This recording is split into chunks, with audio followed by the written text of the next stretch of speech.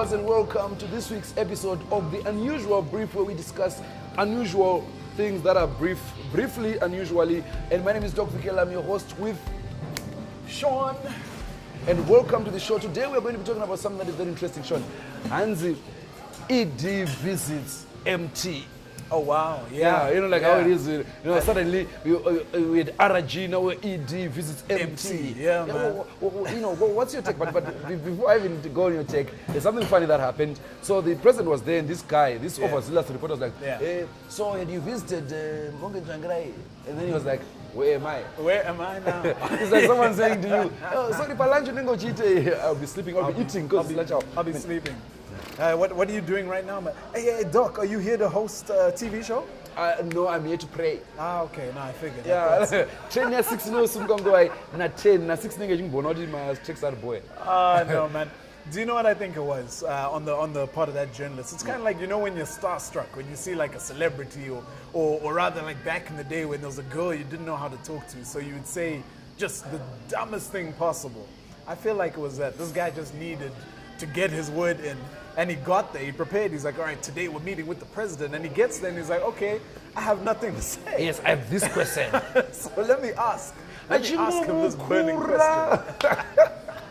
Nah, it was hilarious. I love the fact that as Zimbabweans, we can always see the bright side of these exactly. things. Now and I love the president's response. I think now we see our journalists what they are like. That's because if one, okay, not you and you, but you. So that visit, does it signify the new state of affairs, the maturity of our politics? What do you think about that visit? Do you know, man, it's interesting because politics, it's kind of like a sport, it's always mind games here and there and this and that. So it's like when you see two soccer teams going at each other.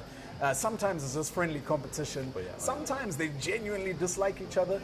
But from the outside, you never really know what it is because the world will sort of put their own spin on it, right?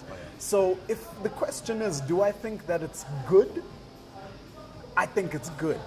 Regardless of what the intentions behind it were, a lot of people have a lot of opinions, saying that, it was a political thing and, it was for A, B, C, and D. But at the end of the day, I think it's great to see that sort of coming together in Zim politics, particularly. It's been very tense for a long time, and I like the fact that political rivals should be able to be like sportsmen. Shake hands. Okay, you won, you lost. Good game.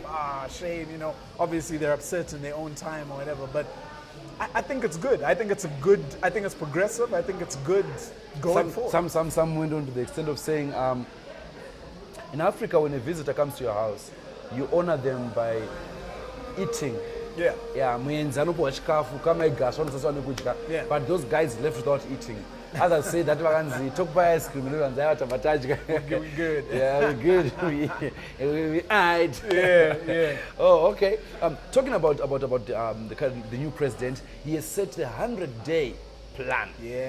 For his ministers and stuff.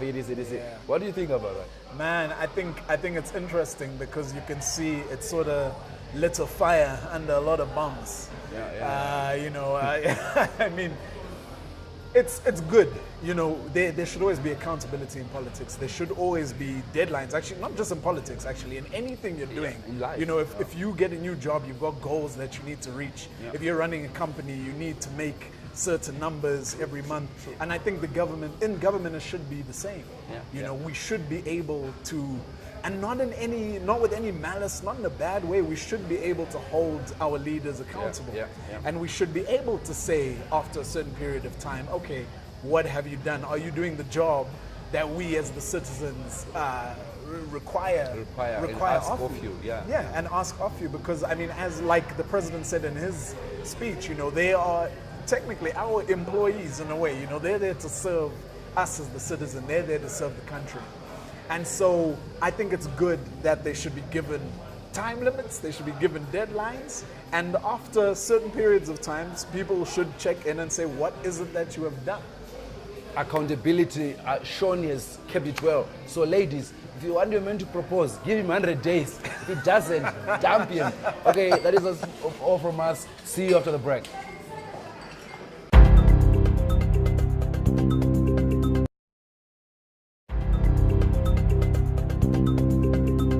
Welcome back to the show, Unusual Brief.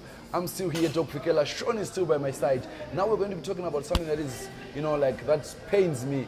Racism. We have seen racism from Samuel Eto'o's days at Barcelona, at Real Mallorca, to Mario Balotelli's days at Inter. We've seen racism in all spheres of life. And recently, H&M were caught offside in a racial slay. I don't know what to call it. They printed that hoodie that was written, "The coolest monkey in the jungle," and they had to give a black kid to wear that jacket. Black kid, man. Do you know what? That is just so unfortunate, man. It's so not unfortunate. It's premeditated. They thought it was going to just, slide. This is the thing, man. It's like, was it oversight, or did these guys want to get people talking? An oversight is when you see it before print. Right. You put it on your website. Yeah. Someone saw it and said, they might not see it. And in these sensitive times, 2018, the PC patrol, as they call it, is out and about. Surely, in a company as big as H&M, somebody saw this and said, what about guys, the black employees at MH are sellouts? How could they? Because obviously, when they're bored, they're black people. I would want to believe that they're black people somewhere in the. So they let that slide. I think you know what they thought. They said, we used to be called ugly monkey, hey monkey. So they said if you put coolest, the black people won't see monkey. They'll be like, the coolest in the jungle. Hey, aye boy, and we saw it.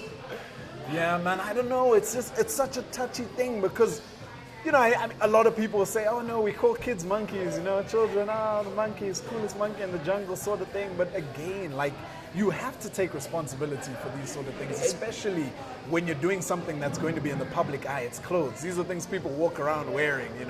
This is your brand that you're putting there. You know the times we live in. You know that you can't get away. You know what's been going on in the world. I don't know, man. I think it was very irresponsible, and a lot of people have actually now started boycotting and protesting. Even in South Africa, EFF, they stormed into one shop. People were like, "Hey, don't stop!" I was like, racism is something that we cannot entertain because the more it will never end. But let's show that united we stand against this inhumanity. Is there such a thing as racism by mistake? No, nothing. Everything that we do, we are well aware. Right. If I call someone fat, it's not a mistake. I thought about her being fat, and I called her fat. Fat is she because she's fat. So if someone calls me the N-word, it's because in their head they have seen property call me the N-word. Someone labels us, because why didn't they give the white kid to wear the coolest monkey in the jungle? Find the contradiction, the coolest monkey in the jungle. We live in a jungle. Africa. I don't know, very irresponsible by H&M there, man. And H&M, humans and monkeys. Do better. Humans, they are the whites, we are the monkeys. Oh, wow. Viewers, on that said note, we have to go for a short break. Stay tuned. This is still the Unusual Brief. It's unusual for this to happen in Africa.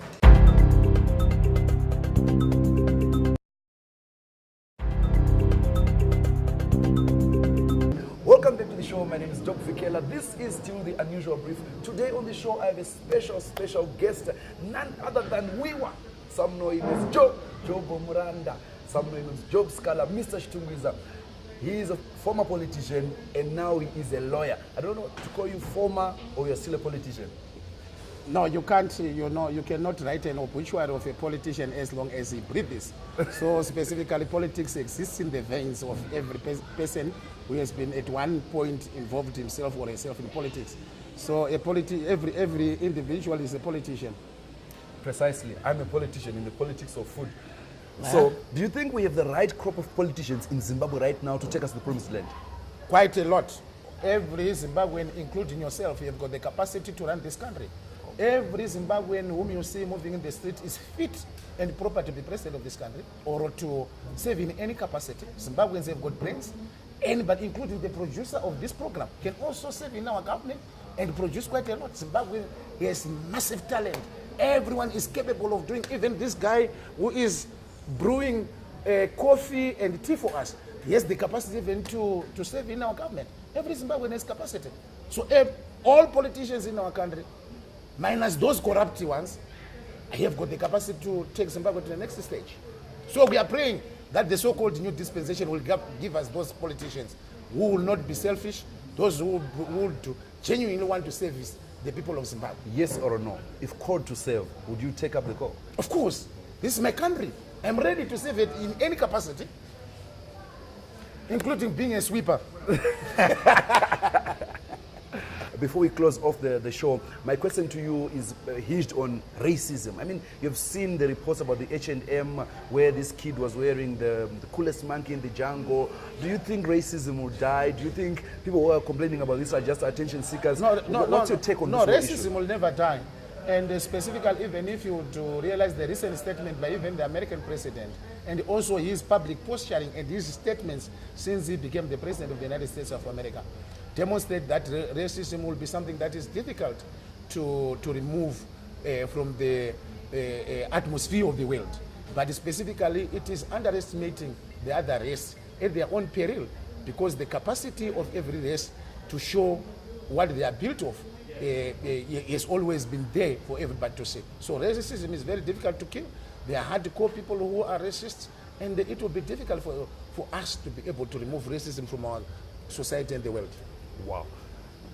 And he's just said it like a true gallant fighter that he is, like he said in the beginning. But before we close off, we're going to ask, as I like to call him, Wiwa, to do something unusual. On our show, we ask our guests to do something unusual. Nothing. Something that I'm just natural. I'm what I am. I can't do anything unnatural. Something unusual, something that you would not ordinarily do. No, I can't. Maybe if Rutendo comes and then I kiss here, come here.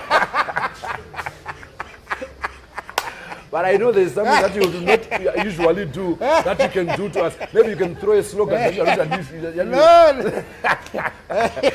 If would have loved to come, yes, I could have done something unusual, but at this juncture, I think the interview is over. Unusually, we would kiss our producer, and for reasons that are to do with the show's age restrictions, PG, we shall not show that. We will show that in days to come. My name is Dr. Sikhala, and you've been watching The Unusual Brief. Thank you so much, Mr. Sikhala. Thank you very much. And bye-bye.